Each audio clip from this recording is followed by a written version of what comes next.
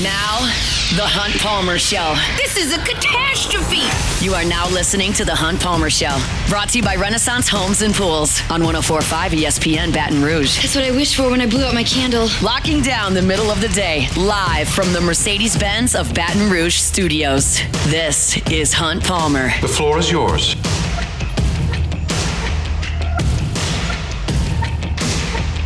Hour 2, Wednesday edition of the Hunt Palmer Show, presented by Renaissance Homes and Pools, especially working towards the weekend. Score update from Hoover. Tennessee 2, Alabama nothing, as they play in the top of the third inning.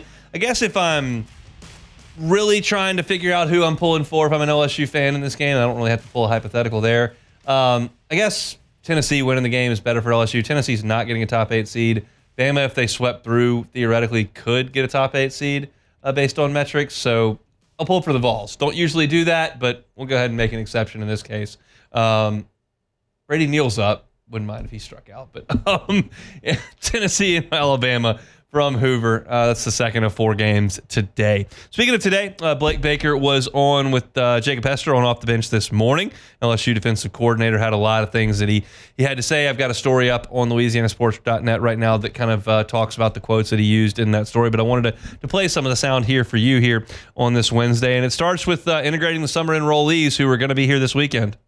Coach Blunt does a really good job integrating them right away into the veteran group when it comes to lifting and running. And then as coaches, like you said, they've usually played a lot of football. They're experienced. So you're moving at a quicker pace from an installation standpoint. Like we get a couple hours a week with our guys in the month of June. But usually you meet with those guys kind of separate and catch them up to speed really quick. With a freshman, you might be staying on day one install for 1 or 2 days where, it's basically like taking a mini semester, I guess is probably the best way to put it in the academic sense. 18 new players coming in to the program on Friday and Saturday to start summer workouts. And we've talked about that aspect of this defense a ton. But what we haven't talked about as much is the guys they have coming back and the steps forward those guys can take. And Jake asked Blake Baker today, who are some guys you're looking to step up as leaders? You got to start with having Harold Perkins back. He's just a natural leader for us. He brings a lot of energy. So definitely excited to have him back. But for some of the younger guys, when you look at that freshman class, Dominic McKinley, Ahmad Bro, Deshaun Spears, Devon Keys, PJ Woodland, Gabe Relaford. That's a good group of freshmen that played a ton of snaps for us last year. So it'll be interesting to see, and like we, continue to talk about, we integrated with some transfers. And, we talk about before we bring in any of those guys, the number one thing our job is to bring competitive depth. And so I think you're going to see some guys step up from a leadership standpoint and just from a competitive depth standpoint that maybe were kind of fringe guys for us last year. And those fringe guys are going to have to fight for their playing time because you're bringing in proven Power 5 commodities at a lot of different places. One guy who is not going to have to fight for playing time, in my opinion, is Whit Weeks. He was second in the SEC in tackles last year, had just a great year statistically in terms of his production. Was it perfect? No. Was every angle he took perfect? No. Did he fill every gap? No. But it was his first year as really being the guy with Greg Penn in the middle of the defense. And obviously, the biggest story with Whit is that he goes down in the bowl game, kind of a nasty-looking injury that had everybody really holding their breath. And Blake Baker talked about Whit getting back into playing shape. He's doing really well. I mean, He talked about, yesterday he was at full speed doing football drills. And more than anything, it's just a fatigue standpoint as far as the next day, getting over that soreness just from using all those muscles and ligaments again. But he's dang near 100%. Dang near 100% is a pretty good place to be as we approach the end of May. Whit has spent a lot of time in the training room over the last 5 months. Blake Baker has spent a lot of time in the training room over the last 5 months because he had shoulder surgery to kind of get that thing back to health. So he spent a lot of time with Whit there and understands how hard he's worked. And that's obviously going to be a huge part of LSU's defense moving into this year. Safety is an interesting spot because we are talking about those transfers a lot. We are talking about the addition of Tamarcus Cooley. You're talking about A.J. Halsey coming in. You're talking about Jordan Gilbert coming back, but from an injury. And then whether or not you want to put Mansour Delane back there or not. I mean, there are a lot of different options at safety. But you've also got Javian Toviano, you've got Joel Rogers, and you've got Deshaun Spears. And Blake Baker has talked a lot about Deshaun Spears, and he did more of that this morning. Deshaun Spears, I've been very vocal about there was nobody harder on Deshaun Spears than me last year. And that's just because of the potential that young man has, and to see him starting to really break through this spring, not only from a tackling standpoint, a physical standpoint, his leadership out on the back end, he had a really outstanding spring. Some of those guys, when we're at practice, just look a little bit different. And I'm not completely qualified to give you the difference in the power and the ISO and the duo runs. I'm not completely qualified to give you the exact zone beaters and man beaters that you got to use in the red zone. I understand all of those concepts. Do you need me to break them down for you on the air? No. Got a feeling our morning show is going to be pretty good at doing that this football season. But I can go out to practice and tell you physically who looks different than who. And when you watch the safeties play, Deshaun Spears looks different than all of the other ones. And that means there's upside there the other guys don't have. You don't have to be the biggest and the fastest and the strongest to be the best.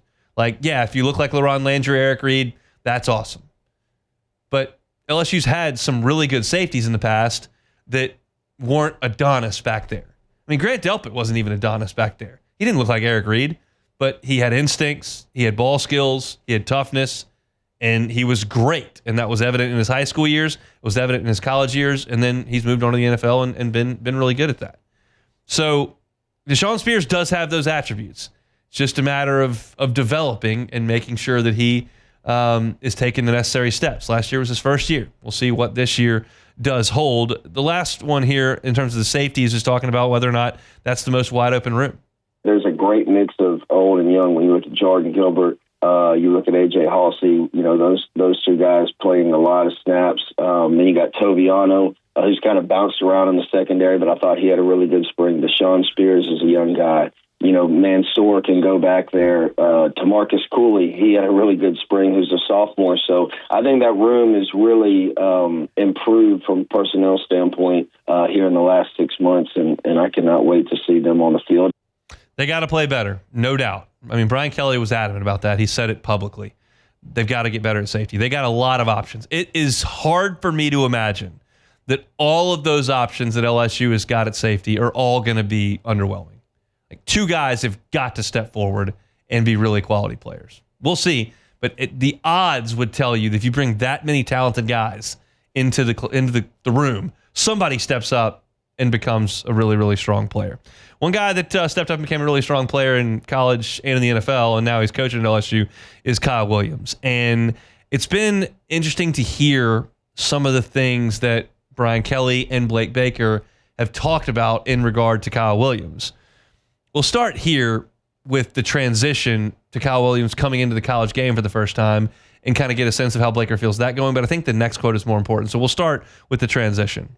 It's really been seamless. I mean, it's really been quite impressive when you talk about, all the intricacies of college football. The X's and O's and the coaching part is the minimal as far as, the adjustment. But the way he's picked it up in recruiting, the way he manages his room, he's really, really impressive. And the one thing that I love about Kyle is you know where you stand. He's pretty much a straight shooter, yes. and I appreciate that. And I think he's done an outstanding job with our defensive tackles.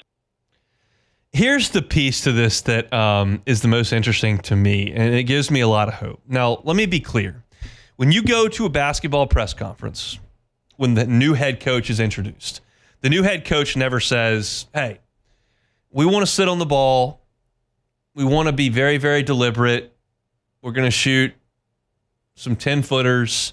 And then defensively, we're going to sit back, react to what they had to do. No, every basketball coach is going to go, we want to get out in space. We want to play an exciting brand of basketball. We're going to attack you on defense. We're going to dictate the terms to you on offense. We're going to make threes. We're going to be exciting. We're going to fill the arena. That's what you say. A new defensive coordinator is going to come in football in his press conference, and he's going to go, we're going to attack. We're going to put the defense to dictate the terms to the offense. They never say, well, we'll kind of figure out what the offense wants to do, and we'll take a look at trying to maybe get in the way here and there, and hopefully on third down we can get them off the field. Like, you're always going to be attack, aggressive. Those are the buzzwords in an introductory press conference. I get that. That does not make any of these coaches unique in any way. But Blake Baker does have a reputation of wanting to be aggressive more so than reactive. I think there were times where Dave Aranda would prefer to kind of keep the game in front of him. I think there were times, especially in 2019, where Dave Aranda looked and said, it's probably best we just don't give up a very big play because we're going to score 50 points anyway. So I think that what you're getting from Blake Baker is honest, but it's a generality with defensive coaches. However, at this specific position, I truly do believe that LSU wants to get more aggressive, wants to get more dynamic. At defensive tackle, they want to go make plays instead of holding everything up to let everybody else go make plays. And that's how Kyle Williams made a living. And Blake Baker talked about that mindset and how he's coaching his players to now do that and how good a fit that is in Baker's defense. Yeah, it was one of the first things when we sat down and kind of talked about this job opening. He talked about how the NFL has changed over the years, and that's really kind of when his career took off, when he wasn't necessarily being a two-gap defensive lineman or a defensive lineman that's holding offensive linemen off linebackers, and he's able to use his speed and quickness. That's what the game's evolved to, and that's what we want here, and that's what he views the game as. So it's all married up really well. I love that quote because it's very simple for the average football fan to digest. When Kyle Williams had to be a two-gap guy, which means stand up the lineman and then wait and see what gap he needs to go fill and then go get in it, he wasn't good at it. When he was assigned, hey, get in that gap and screw something up for the offense, he was quick enough and fast enough to play that one gap. And that's what Blake Baker wants to be. LSU was very much a two-gap team 2 years ago. And they were slow, and they sat on blocks, and they just got crushed every which way you could get crushed because they weren't good enough to stand somebody up and then make a decision which way you're going to go. Get in a gap and go. And that's what Blake Baker wants to do, and that's what Kyle Williams did as well as anybody in the league for a long time. And now he can coach that. Now it's a matter of getting guys that can play it to his level. Not easy to do. But that's a very digestible piece of information to the average college football fan that gives me hope at the mindset, the mentality, and the coaching that's going to go into the defensive line this year. Go get in that gap and go be disruptive.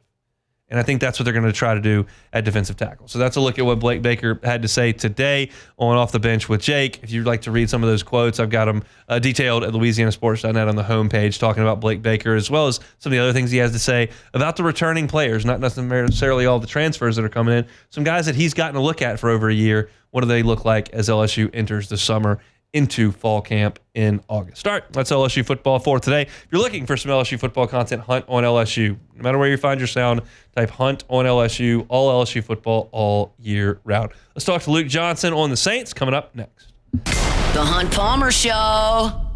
Highland Insurance, HighlandIG.com is that website. Storm season is just about here. We all know there's always another one around the corner. If you're a business owner, risk management guy, CFO, whatever the case may be, and you're in charge of the insurance program, do you know what your co-insurance penalty is? Do you know if your buildings are properly evaluated? What's your named storm deductible? Wind and hail, how many %? What's the rating of your carrier? Do you know if they're going to be solvent? Some of these questions are better answered now than they will be once that storm's blown through.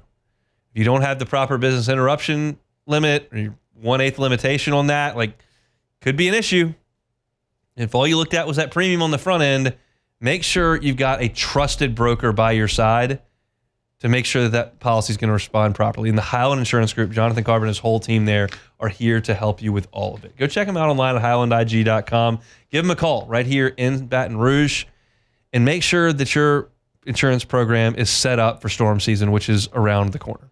It's the Highland Insurance Group. Find them online at HighlandIG.com, HighlandIG.com. You're listening to The Hunt Palmer Show, brought to you by Renaissance Homes and Pools.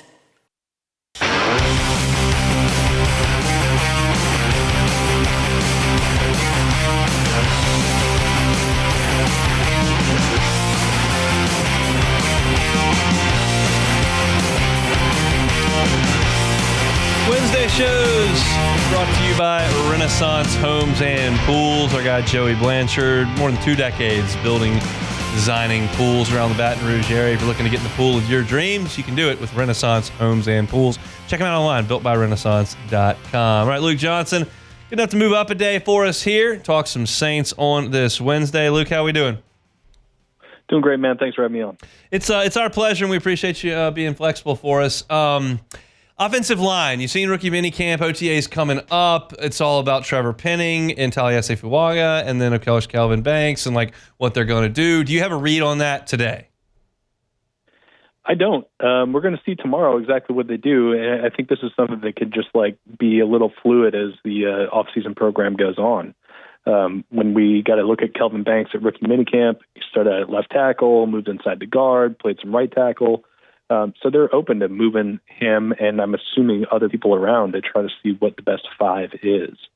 So I think it's way too early to put a handicap on it. I think tomorrow we'll probably see some Penning at guard. We'll probably see some Banks at guard, and maybe even see Fuaga at guard, even though I don't think I would want to do that. I think they just want to see what the best 5 setup is. And both Banks and Fuaga were guys who, when they came out, were kind of considered like maybe tackles, maybe guards. Penning was the only one who was like a true tackle coming out. But I think if it were me, and if it worked out this way, where this is I would want to see if Penning can play guard, and see if you can take advantage of his ability as a run blocker and kind of hide his weakness as a pass blocker in space. I said that on my show yesterday, and let's get to that in a second. But what did his rookie year tell you about Taliesin Fuaga? I think that he can be a capable to very good left tackle, which is hard to find, right? I mean, you see teams strike out on tackle prospects all the time, and it's really a position where it's hard to find those guys outside of like the top 15, 20 picks of the draft. So, you know, he played on the right side in college. Maybe he's a really, really, really good right tackle. But I think at the very base level, you have a capable to good player at the left tackle spot, which is, I mean, that just knowing that you have that, I think is nothing but a good thing. And now, obviously, we'll see if that translates when they get out of this like wide zone scheme they were running under Clint Kubiak. You know, maybe it looks a little bit different in this new scheme, and maybe he's better suited for the right side. But I think as of right now, you just know that he can give you good football there, which is a plus. What are the odds that Kelvin Banks doesn't start the first week, you think? Like 0%. Okay. That's what I thought. I mean, like, I would be just astonished if he's not part of the starting 5. Obviously, like, we're talking about this and, you know, with the understanding that he's going to remain healthy. But I just don't think you invest a top 10 pick in a guy who can give you position flex on a line where you definitely have an opening for a starting position, at least one, and not start that guy week 1. Yeah, I think that is totally out of the realm of possibility. What are the odds Trevor Penning doesn't start week 1? A little higher, but I still think that he's got enough as a player to make me feel pretty good about him being in the lineup. Where that is, no idea. But like, you know, I feel like probably like 70% certain. Maybe that's a little high, but I think 70 feels right. I think he did some good things last year, especially as a run blocker. I don't know if he's going to stick a tackle, but I think he did enough to prove that he merits another look in that starting lineup, especially when you're talking about like a team that is, you know, it's starting a young quarterback. Their expectations for the season are very low. You've got one more year to see what you have out of Trevor Penning. I think you got to give yourself an opportunity to see if he can play. And if he can't, then you have guys ready, waiting in the wings, who can play for you, and you don't have to invest in Trevor Penning next offseason. I've often talked about in terms of the next really good Saints team, and I don't think that is in 2025. I haven't ruled out 2026, and certainly you would hope you'd be there by 2027. But what are the chances that the next really good Saints team has Fuaga and Banks and Penning and Ruiz and McCoy up front? I mean, I think pretty good. I think the only one I'd have questions about is Trevor Penning. I think this is a big year for him. He took a big step forward last year, but that step forward was to be like an average right tackle who stayed on the field for 17 games. I think before you're committing real money to him, to have him be part of your kind of foundation for this offense, I think he's got to show that he can stack good years and improve. So I think like that would be a really good foundation. Look, you got 4 first-round picks and a high second-round pick. I think that's a way you want to build your team. So you're hoping Kelvin Banks is the guy that you assume he is as a top 10 pick, and you hope Trevor Penning can take a step forward. And then I think you got a really good setup for a capable offense. Like you cannot run a good offense without a good offensive line. So I think they made the right move in getting Banks in there and fortifying that and really giving them like a foundation to build around. Look, the NFL's no picnic and nobody's just got it easy. But for Penning to come in and then get hurt and then you move around and then you got to run a new offense and then your coach gets fired and then there's a new coach. Like that's a lot for a lot of folks. How do you think mentally he's handled the last 3.5 years? I mean, I think it was tough for him for a couple of years. That injury that he dealt with in his rookie season, and really it was 2 injuries, right? It was the turf toe that he suffered in the last week of the preseason that just basically wrecked the majority of his season. And then in the last game, in his only start as a rookie, he got a Liz Frank injury that basically knocked out his entire offseason going into his second season. And then he doesn't play well, and then he gets benched, and then he never sees the field again. And I don't think he's the kind of guy who, I don't know. I don't want to put this the wrong way, but I think it killed his confidence. And yeah, I think it was a good thing that he got back into the lineup last year and played football and built that confidence up a little bit. And now we've seen a player have a full, healthy offseason again, working with some good offensive line coaches, and a coach who has a head coach and play caller who's shown an ability to kind of maximize offensive line play. I think this could all be really good for him. But those first 2 years were really rough for a lot of different reasons. No question about it. Now, what do y'all have coming up for OTAs over at NOLA.com, The Advocate? Yeah, we got a preview up on the site right now. I wrote it yesterday. And we did another podcast today, the Saints Insider podcast, which will come out at 3 p.m. So in about a half hour here, you should find it on YouTube, Spotify, etc. And then we'll have wall-to-wall coverage tomorrow. Luke, we appreciate some time. I know the schedule's about to get a little wonky, but we'll find some time to catch up and talk Saints, man. All right? All right, sounds good, man. He's Luke Johnson with NOLA.com and The Advocate, LSU beat reporter on Twitter at @ByLukeJohnson.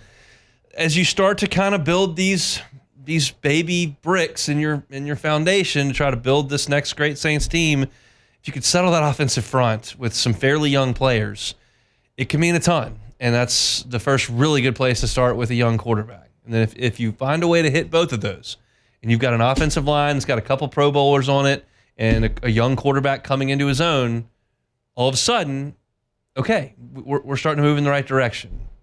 But you got to make that happen. And that's what OTAs, certainly coming up training camp and then preseason are before what figures to be a trying year.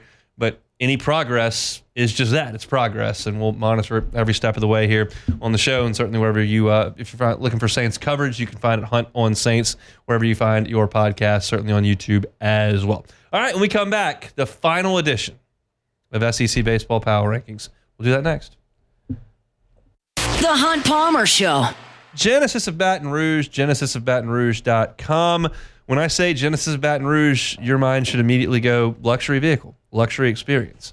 But when you go luxury vehicle, luxury experience, don't automatically price yourself out. Go look. You can start the buying process online at genesisofbatonrouge.com. And part of that experience is that you can do all that from the comfort of your own home. Check out the inventory. Every car that's on the lot's online. See if there's anything you like from the sedan all the way up to the SUV, the entry level to the highest end. And if you see something, you go, that looks like something I could swing. Contact Genesis of Baton Rouge. Let them come to you. They'll come to the office. They'll come to the house. You can test drive it right there with one of their brand ambassadors who will walk you through the entire process. And if you decide, yep, this is what I want, you don't have to go to the dealership then either. You can do e-contracts. They do delivery, and you're on your way. And every single new purchase comes with a 10-year, 100,000-mile warranty. It's Genesis of Baton Rouge. Every car that is on the lot is online at genesisofbatonrouge.com. Genesisofbatonrouge.com. This is the Hunt Palmer Show, brought to you by Renaissance Homes and Pools.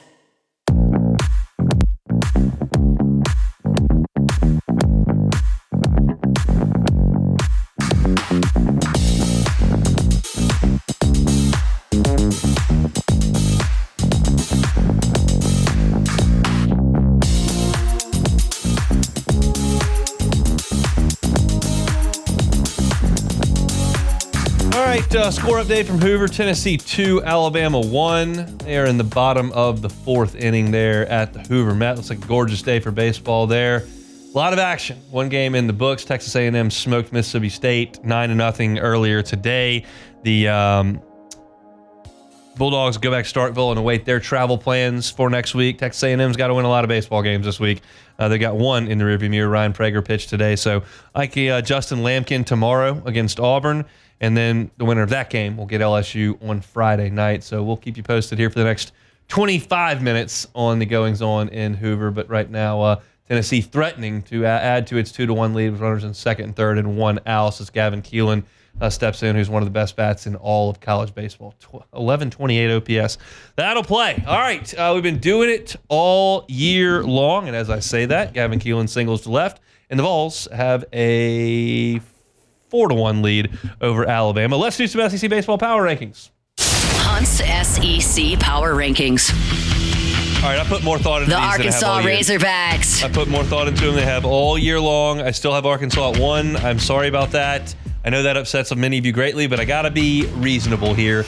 They're number 1 in the conference in on-base percentage. They're number 3 in slugging. They're second in OPS. They're third in home runs. Their ERA is 5th. Their strikeout-to-walk ratio as a staff is 1st. Their field putting percentage is 1st. I think they're really, really, really good. I'm thrilled LSU beat them 2 out of 3, but they're really, really, really good. And there's also a really good team here in Baton Rouge as well.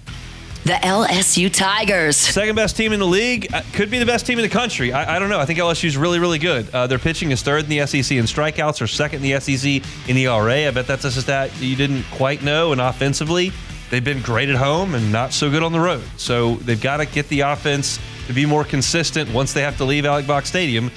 That would be to go to Omaha, we hope. But I think they're really good. I got them at second. The Texas Longhorns. I moved Texas up a few spots. Nice job going to Oklahoma and winning. I like the addition of Max Ballou back into the lineup. And my question is with the front end of the staff. Like Ruger Riojas has gotten hit the last couple of weeks. If they can get it to the back end and get it to Volantis, they're great. And their lineup is pretty consistent. They're not the best team in the league by my estimation. They're going to be the number 1 national seed on Monday. I'm comfortable saying that. I don't think they're the best team. I'm not going to pick them to go to Omaha. But they're good, and I got to give them their respect. They're third. The Auburn Tigers. Auburn 4th in the power rankings. They were swept by Texas and Georgia. But in the other 8 series, they were 7-1, and they won those series by 17-7 count. They swept LSU. Did get beat by Ole Miss 2 out of 3 over the weekend. Dutton's slipping a little bit, but it got some guys that have pitched it, and their offense has really kicked it into high gear. Irish could have been the player of the year in the league. McMurray's got a big bat. They've got some freshmen that are growing nuts. Their offense has been better than their pitching, and their pitching was carrying them early. So I don't love Auburn as a team, but I just got to be objective about it and say that, like, they've been good. The Georgia Bulldogs. Here's the deal. Georgia is 5th in this list. We know their offense is good. They hit a lot of home runs. They've allowed more home runs and more walks than anyone but Missouri and South Carolina. And yeah, the home runs may be attributed to Foley Field a little bit. The walks are not. And if you walk a lot of guys and give up a lot of homers, that is a good way to lose a baseball game. And that's what gives me concern about Georgia. Their hitting is good. Their pitching can give up big innings in a hurry. So that's why I've got them at 5th. The Vanderbilt Commodores. Vandy is so weird. They pitched it great. On offense, they're 14th in on-base percentage in the league, 13th in slugging, and 12th on the bad side of strikeouts, meaning only 4 teams have more than them. So that's a bad recipe to play offense, but they're pitching it well enough to get by, and they've won some big series. So they're good. They could get to Omaha. They're going to be a national seed, but they have offensive issues. The Tennessee Volunteers. I can't quit Tennessee. I've got them in front of some teams that are probably have better resumes than them, and I don't think have better teams than them. In terms of pitching, they're third in the SEC in ERA and first in strikeouts. And then on offense, they're second in homers, third in runs, and first in OPS. That statistically does not equal losing 5 of your last 6 series. I don't know how they've pulled this off, but they have with the statistics that they've rolled up. I still think that they're going to be my pick to win a regional if they're in, and I think they're probably going to be a pick of mine to go to Omaha because of the talent level. But I can't dismiss the fact that they can't win an SEC series to save their life, so they're down at 7. The Florida Gators. Finished 14-4, including a series win against Arkansas and Texas. Liam Peterson at the top is as good as anybody, and Brody Donay and that offense are swinging the bat. They may have lost Luke Heyman. We'll see how that goes, but they had such a bad start, I can't just completely dismiss it, but they've crept up. I got them number 8. The Ole Miss Rebels. Big win against Auburn in the season finale. That was good. 2 out of 3 from them. Kept them in the hosting picture right now. They did lose 4 of their last 6 series, however.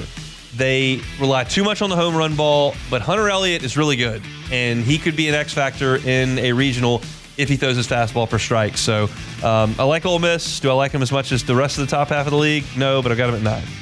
The Alabama Crimson Tide. This is going to be low for some people, but they've lost 5 of their last 6 non-Missouri series, if I can put it that way.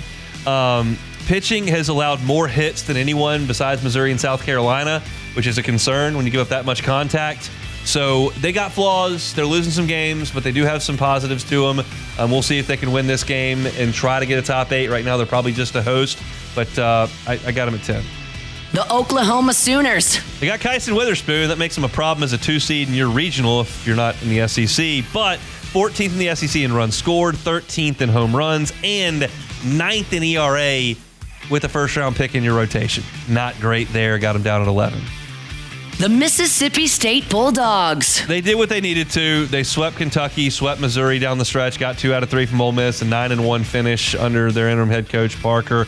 But they'll be a traveling 2, maybe a 3. They're in. We'll just see what they can do and what they decide to do with Pico Con when they get to the regional. State at 12. Texas A&M! Worst batting average in the SEC. That's, if you would have told me that in January, I'd have laughed at you. Worst batting average in the league. Second fewest doubles in the league.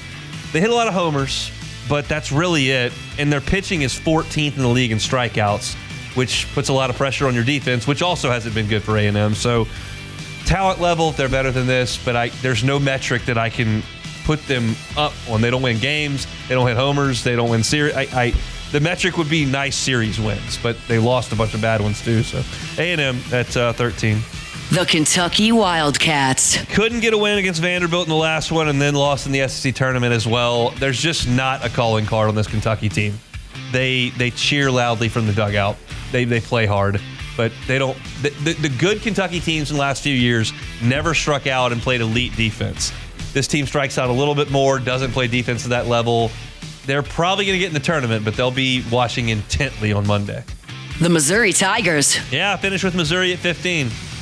South Carolina took the bottom spot, but it's because Missouri played out of their minds for 3 days, and South Carolina didn't really show anything. They did beat LSU once. They beat Zach Cowan, but I'll put Missouri. Missouri at least hit a little bit down the stretch. South Carolina didn't do anything. Give me Missouri at 15. The South Carolina Gamecocks. Sorry, Coach Maneri.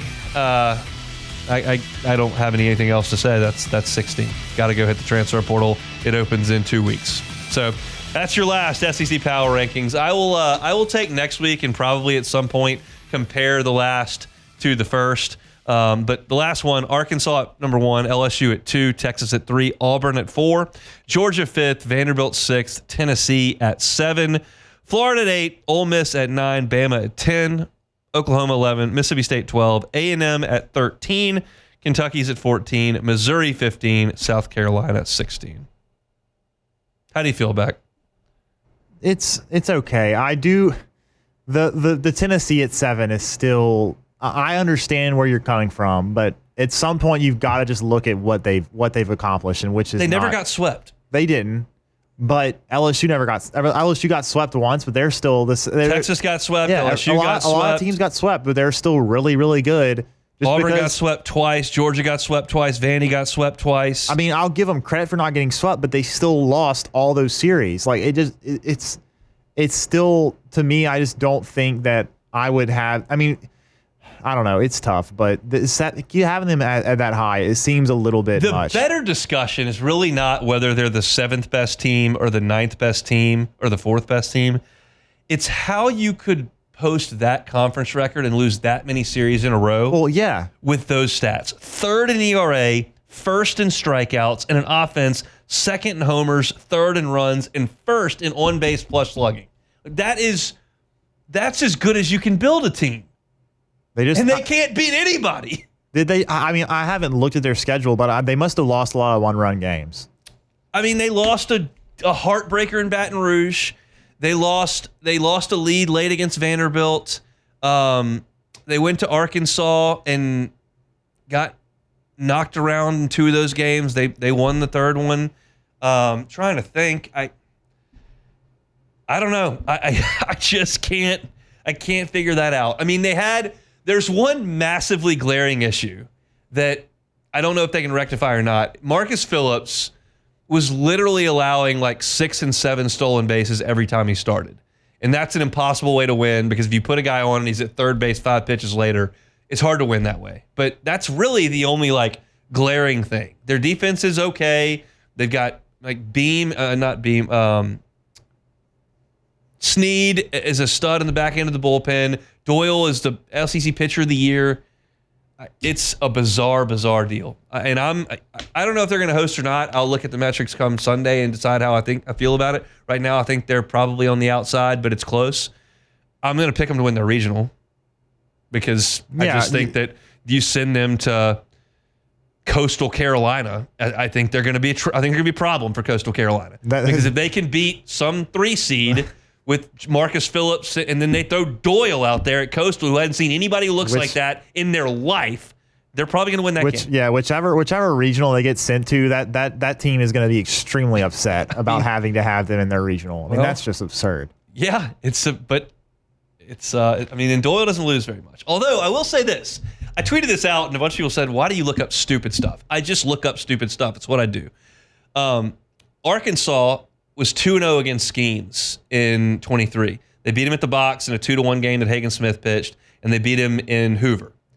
And then last year they beat Liam Doyle when he was at Ole Miss, and this year they beat him when he was in Fayetteville for Tennessee. So they were 4-0 against Liam Doyle and Paul Skeens.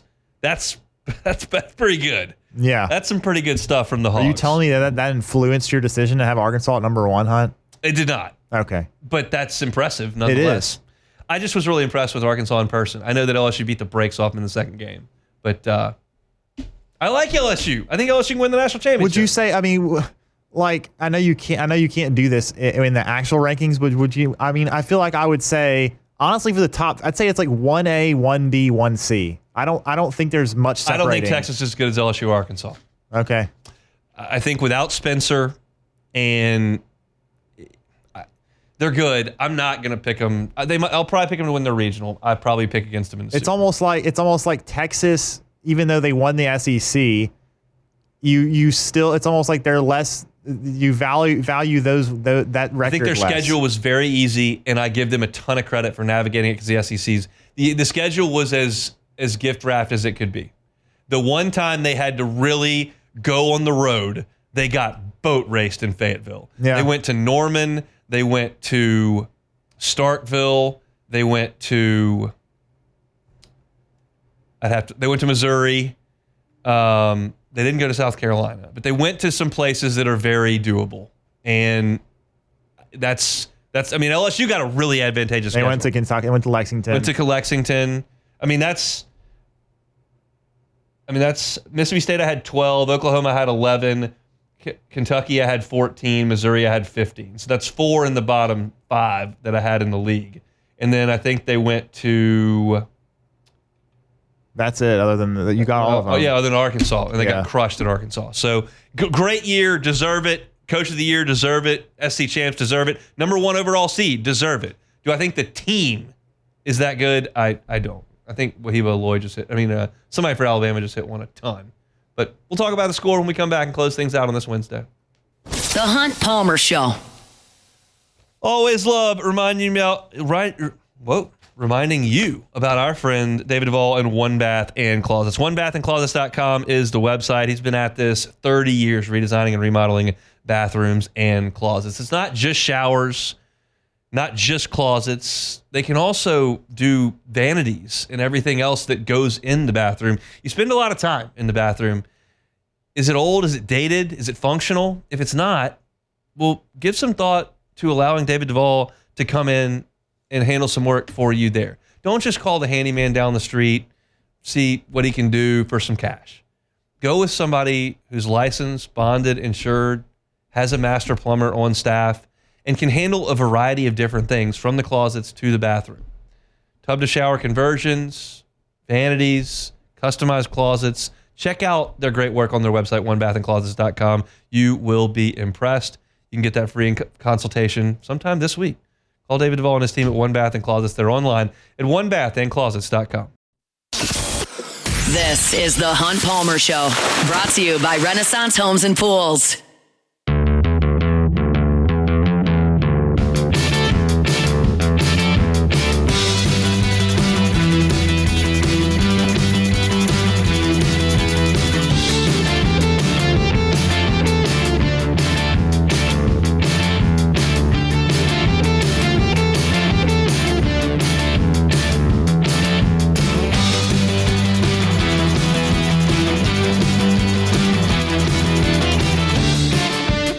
Should be a good evening of SEC baseball from Hoover right now. Tennessee and Alabama are playing. Vols lead 5-1 in the. I passed a test for my driver's license today, but I cannot read that inning.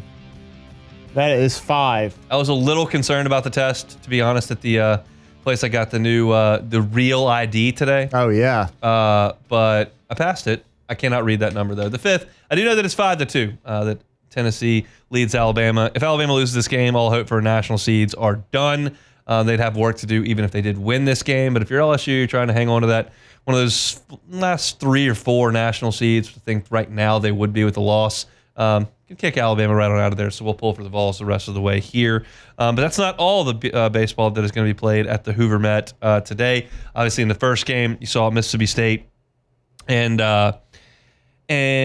Texas A&M. A&M clobbered the Bulldogs by a score of 9-0. Later on today, Oklahoma and Georgia at 4:30, and then Florida and Ole Miss, the nightcap tonight, starting at about 8 o'clock. So look forward to watching a little bit of that. Beck, do you have any take it or leave it's? Hold on, Cassie does. I have a take it or leave it today. All right, well, hold on. Let's start it real quick. Take it or leave it. Take it or leave it. Today's hottest stories in sports, news, and sometimes even Hunt's life. The question is, will he take them or leave them? Just take it. Okay, so this morning I did OTB, and according to Jacob Hester, you owe him a steak dinner. Take it or leave it. I will take that. I I'll absolutely take do. I can't believe he's still referencing this. I made a wonderful wager. It was a great play. It was bold. It was ambitious. It was the right line to be on, but it did lose. What was it, Hunt? I thought that Les Miles would never win a Big 12 game as long as he was the head coach at Kansas. Thought he would go 0 for his entire career. And he won 1 on a blocked field goal that got fumbled in overtime. So Wait, that was years ago. yes, it was. He's still holding a grudge. Why? He still wants his Okay, steak dinner. it's not a grudge. You bet him and you owe him a steak. So why has it not happened yet, Hunt? I don't want to pay for the steak. Just, I but you thought it made was the bet. Because I did thought it. it was a good bet and I deserved more Okay, credit. but you lost. If he had won like 9, it would be a blowout. The only one he won was a fluke. Hunt, a bet is a bet, Hunt. You lost the bet. But I had a great bet. It was a great bet by me. Okay, yeah, we can all agree that it was a good bet, Hunt, but you lost. You gotta come correct. I don't think so. I think you do. It's pretty. Jake it's pretty likes to cut bring and that up dry. on the air. Yeah, well, it's you owe him. It's not. I phrased that wrong on the spot. It's not that I mind paying for the steak, no matter if that's Okay. just garden variety or whatever, or You're just nicer mad one. that you lost I'm on mad one that I game. lost the bet because it was Yes. a great bet. Because it was a terrible hire. I called it out at the time. They should have never won a league game the whole time he was the coach there, and they did on a fluke. And I'm salty about it. So therefore, I've reneged on the bet, and it's a bad look. It is a bad look, and you could easily remedy it by simply getting a steak dinner. Maybe the mood will strike me. Now that we're neighbors, I might be able to help him. And out your with that. neighbors too. That's just It is sad. that's pretty sad, Hunt. Show's about to end. All right. I'll think about giving Jake a steak. Maybe not. The Hunt Palmer Show.